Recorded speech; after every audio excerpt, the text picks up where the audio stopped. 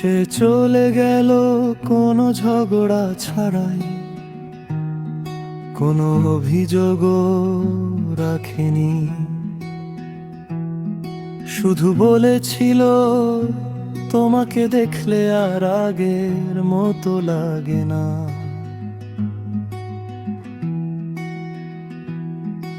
আমি বুঝে গিয়েছিলাম ভুলটা আমার কথায় না, আমার স্বভাবে না, ভুলটা ছিল আয়নার ভেতরে।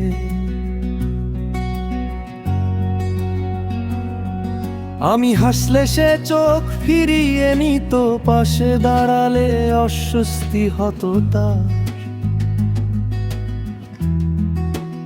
ভালোবাসা তখন ধীরে ধীরে বদলে যায়, যখন দেখাটাই বোঝা হয়ে দাঁড়ায়। আমি তাকে মন দিয়েছিলাম, সে খুঁজছিল এমন কিছু যেটা মানুষ আগে দেখে তারপর কথা শোনে।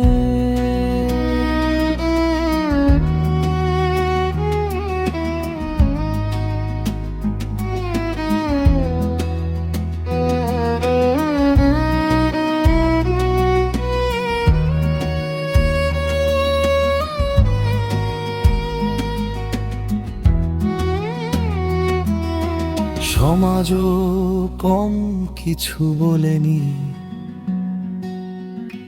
এভাবে কি কেউ সামনে যায়? স্বপ্ন দেখলে বলতো বেমানান, নিজেকে তুলে ধরলে বলতো বাড়াবাড়ি। আমি ভেতরে ভেতরে মরতাম, কিন্তু মুখে কিছু বলতাম না। কারণ যে দোষ জন্ম থেকেই, তা নিয়ে কথা বলাও লজ্জা।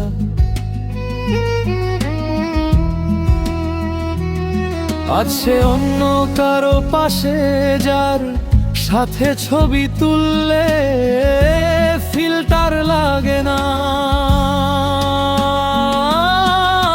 আর আমি এখনো আয়নার সামনে দাঁড়িয়ে নিজেকে জিজ্ঞেস করি, মানুষের মূল্য কি সত্যি এতটাই চোখের ওপর নির্ভরশীল? আমি খারাপ ছিলাম না, শুধু সুন্দরভাবে গ্রহণযোগ্য ছিলাম না। এই শহরে আলো অনেক, কিন্তু কিছু মানুষের জন্য সব সময় ছায়াই পড়ে। আর সবচেয়ে কষ্টের কথা জানিস কি?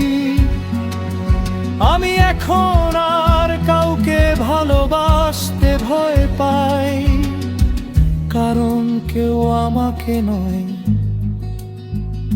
আগে আমার আয়নার বিচার